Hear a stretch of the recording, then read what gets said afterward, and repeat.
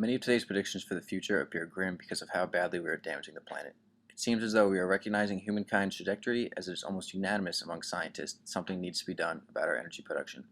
Much of our energy consumption comes from methods that are harmful to not only Earth but ourselves.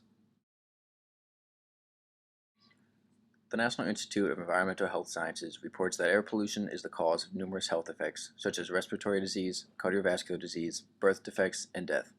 It is the direct correlation between human health, environmental standards, and our pollutions that have led scientists and engineers to look for greener sources of energy.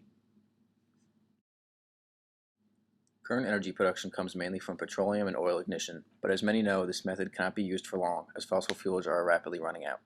Featured here is an image from the 2010 BP oil spill in the Gulf of Mexico, an event that gripped the nation and was the tipping point in the desire for a new energy source. Today, green energy comes in many different flavors. Besides solar, there's wind, biofuel, geothermal, and water-based ones.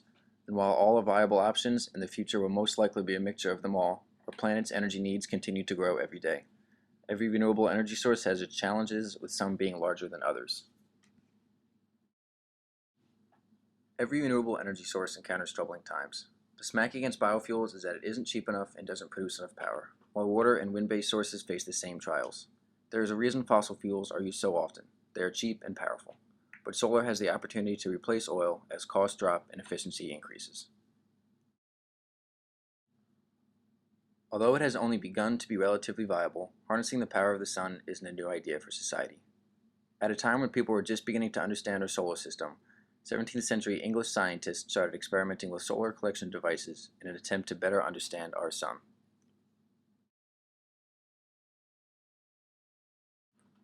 In the 18th century, Swiss scientist Horace Benedict de Saussure, pictured here, was the first to successfully use the sun's power, and while he didn't turn it into energy how we imagine it, he used it as a hot box to cook food, an idea that at the time was revolutionary and would lead to other similar devices.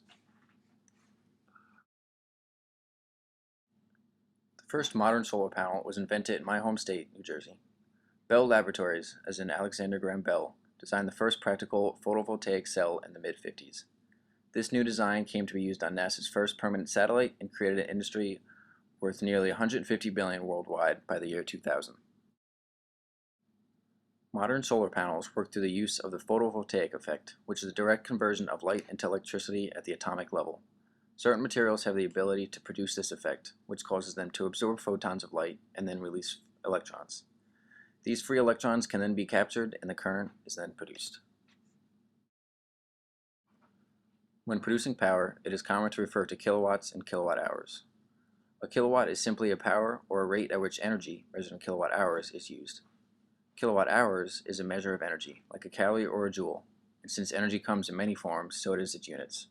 For example, 25 solar panels can produce about 5 kilowatts of power.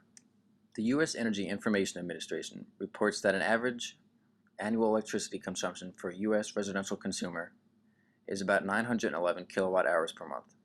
Often, the cost of putting solar panels on one's home is too much of a financial burden, even though in the long run it will save money because of how much less energy you actually take off the grid.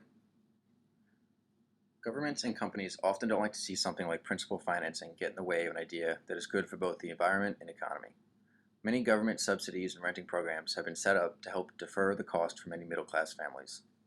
Solar panels, much like charity or getting married, also can have many positive tax cutoffs.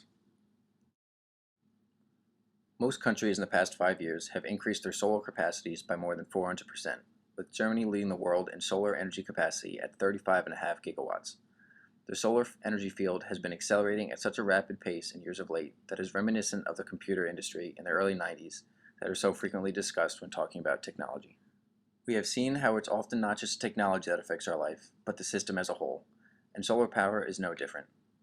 Solar panels connect directly to an existing electrical system and grid through the use of a DC-AC inverter and a bidirectional meter that keeps track of how much power the panels produce and how much is left over.